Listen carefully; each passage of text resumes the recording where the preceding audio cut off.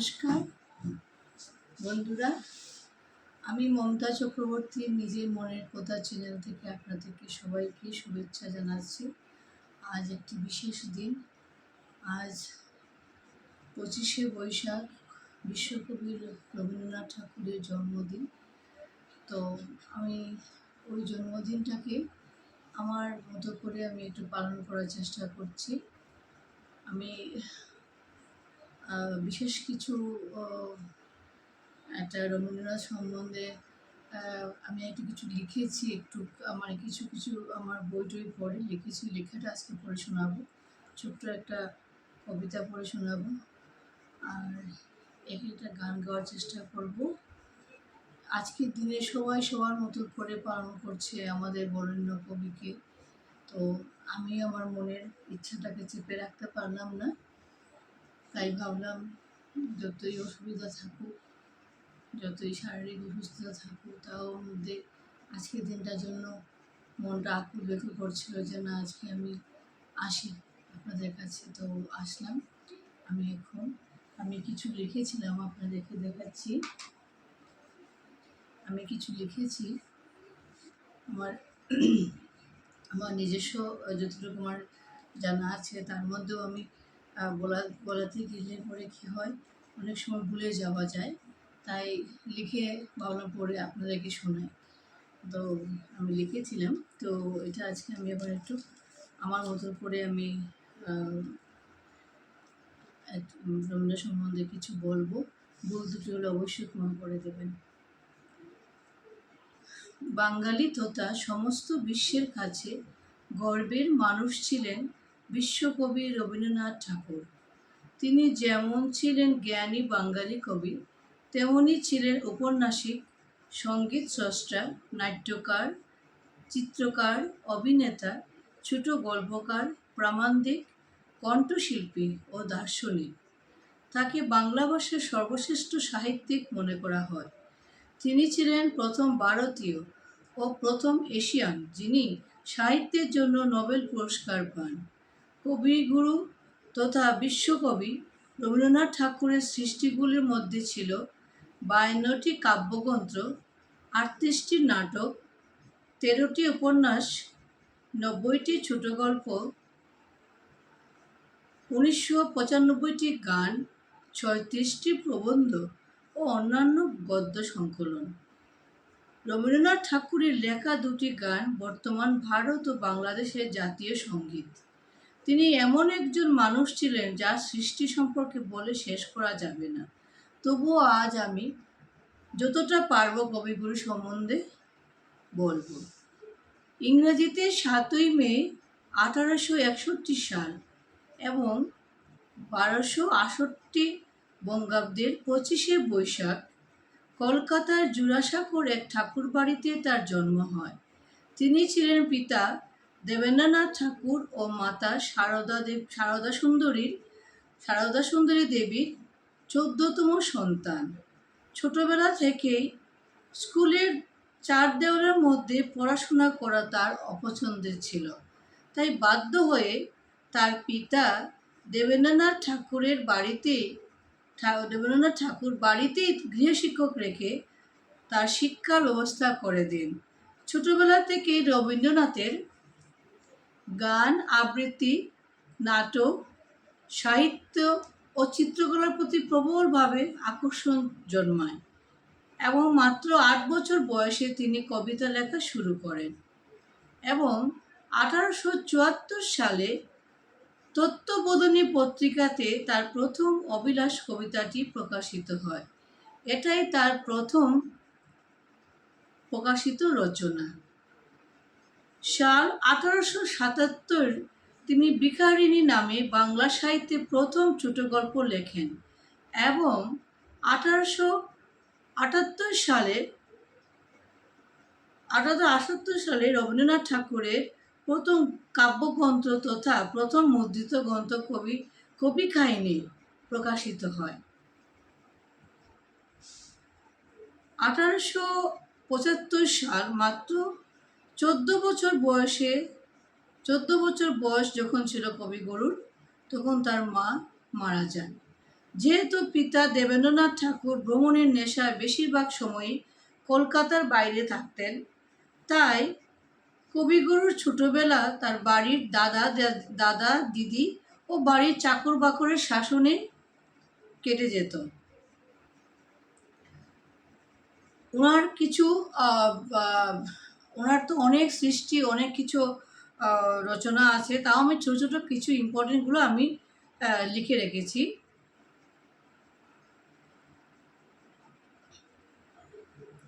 1910 সালে তার বিখ্যাত কাব্যগ্রন্থ গীতাঞ্জলি প্রকাশিত হয়। সাল 1913 এই গীতাঞ্জলি কাব্যগ্রন্থের ইংরাজি অনুবাদের জন্য সুইডিশ একাডেমি সাহিত্যে নোবেল পুরস্কার প্রদান করে এবং 1915 সালে ব্রিটিশ সরকার স্যার বা নাইটহুড উপাধি দেন। ইতিমধ্যে বাংলা তথা বহির্বঙ্গে রবীন্দ্রনাথ ঠাকুরের কবিখ্যাতি ছড়িয়ে পড়ে। 1905 সালে ইংরেজ শাসনের বিরুদ্ধে বঙ্গভঙ্গ আন্দোলনে জড়িয়ে পড়েন।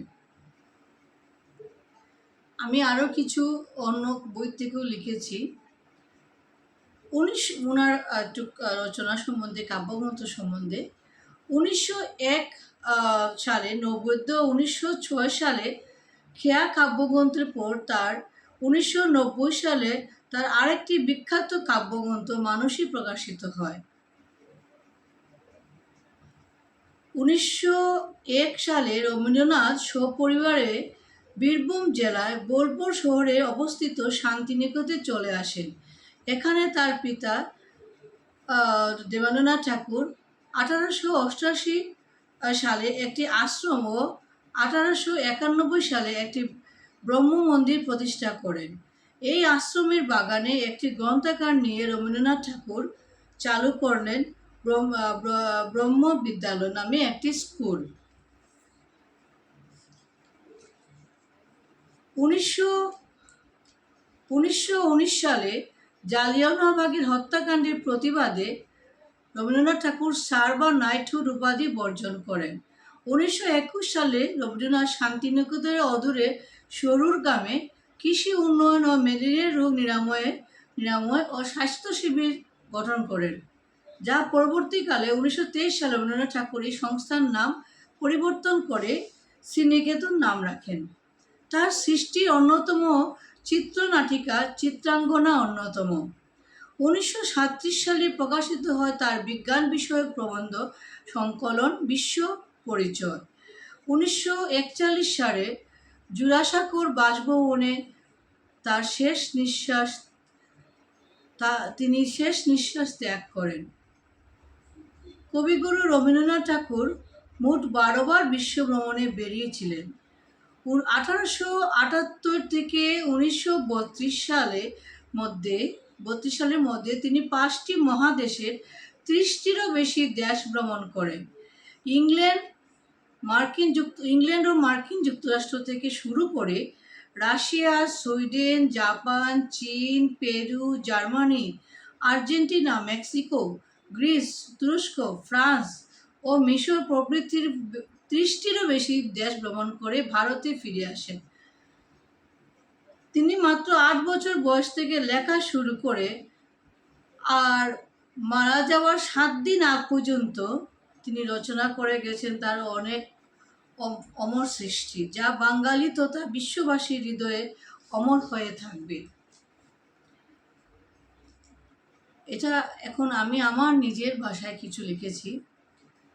25শে বৈশাখ কবিগুরু রবীন্দ্রনাথ ঠাকুরের জন্মদিন। শুধু বাঙালির জীবনেরই নয়, সমগ্র মানবজাতির কাছে সেই দিন মহেন্দ্রযোগ। দৈবক্রমে তিনি বাংলায় বাঙালি পরিবারে জন্ম নিয়ে বাংলা ভাষার সাহিত্য চর্চা করে গিয়েছিলেন, কিন্তু তার চিন্তাধারা বা তার সাহিত্য ভাবনা বাংলা তথা ভারতবর্ষের সীমা ছাড়িয়ে সর্বমানবের বিশ্বজনীন সম্পদ হয়ে দাঁড়িয়েছে। তাই তিনি বিশ্বকবি। সেই স্বীকৃতি স্মারক নোবেল পুরস্কার। সাহিত্যের সর্বোচ্চ সম্মান হিসেবে গত 100 বছর ধরে অনেকেই এই পুরস্কার পেয়েছেন, কিন্তু রবীন্দ্রনাথ ঠাকুর এখানে তিনি অনন্য। আমার এই ছিল আজকে রবীন্দ্রনাথ ঠাকুরের জন্মদিন উপলক্ষে কিছু আমার তরফ থেকে কিছু বলা। আমি ওনার ওনার এত বিশ্বব্যাপী আমি এত কিছু বলে শেষ করতে পারবো না, তাই ছোট্ট করে কিছু লাইন আপনাদেরকে করলাম, শোনালাম। আর আমি গত বছর আমি রবীন্দ্রনাথ ঠাকুরের সোনার তরী গল্পটা পড়ে শুনিয়েছিলাম। আজকে আমি ইচ্ছে করে আমার মনে হলো একটু ছোটদের কবিতা শোনায় পড়ি, তাই আজকে একটা খেলাধুলা রবীন্দ্রনাথ ঠাকুরের আর একটা অনন্য সৃষ্টি আমি পড়ে শোনাচ্ছি। তুই কি ভাবিস দিন রাত্রির খেলতে আমার মন, কখনো তা সত্যি না মা, আমার কথা শোন। সেদিন ভোরে দেখি উঠে বৃষ্টি বাদল গেছে ছুটে, রোদ উঠেছে ঝিলমিলিয়ে বাঁশের ডালে ডালে। ছুটির দিনে কেমন সুরে পুজোর সানাই বাজছে ধরে, তিনটে শালিক ঝগড়া করে রান্নাঘরের চালে। খেলনাগুলো সামনে মেলি, কি যে খেলি কি যে খেলি, সেই কথাটাই সমস্তক্ষণ ভাবনীয় আপন মনে। লাগলো না ঠিক কোনো খেলায়, কেটে গেল সারা বেলায়, রেলিং ধরে রইনু বসে বারান্দাটার কোণে। খেলাধুলার দিন মা আমার আসে মাঝে মাঝে, সেদিন আমার মনের ভিতর কেমনতরো বাজে। শীতের বেলা দুই প্রহরে দূরে কাদের ছাতের পরে ছোট্ট মেয়ে রোদ্দুরে দে বেগুনি রঙের শাড়ি, চেয়ে চেয়ে চুপ করে রই, তেপান্তরে পারবুচি ওই, মনে ভাবি ওইখানেতে আছে রাজার বাড়ি। থাকতো যদি মেঘে উড়া পক্ষীরাজের বাচ্চা ঘোড়া, তক্ষুনি সে যেতাম তারে লাগাম দিয়ে কষে।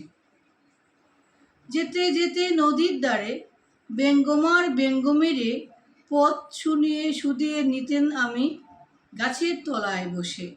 এক একদিন যে দেখেছি তুই বাবার চিঠি হাতে, চুপ করে কি ভাবিস বসে ঠেস দিয়ে জানালাতে।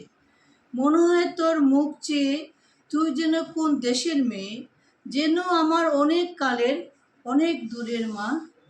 কাছে গিয়ে হাতখানি ছুঁই, হারিয়ে ফেলা মা যে তুই, মা যেন তুই।